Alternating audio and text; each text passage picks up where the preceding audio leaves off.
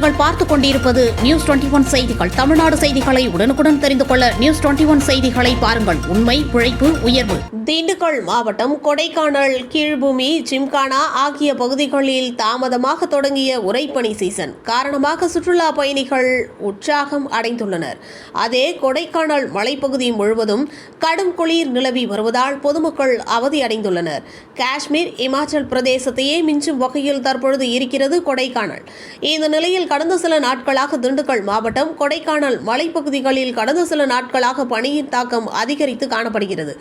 குறிப்பாக டிசம்பர் மாதம் முதல் வாரத்திலேயே நீர்ப்பனி, உறைபனி கொண்ட பனி என வெவ்வேறு காலநிலைகளை பொறுத்து பனியின் தாக்கம் அதிகரிக்கும் உறைபனி சீசன். ஆனால் இந்த ஆண்டு டிசம்பர் மாத தொடக்கம் முதல் தொடர்ந்து மழை பெய்ததின் காரணமாக கொடைக்கானலில் உறைபனி சீசன் சற்று தாமதமாக தொடங்கியுள்ளது.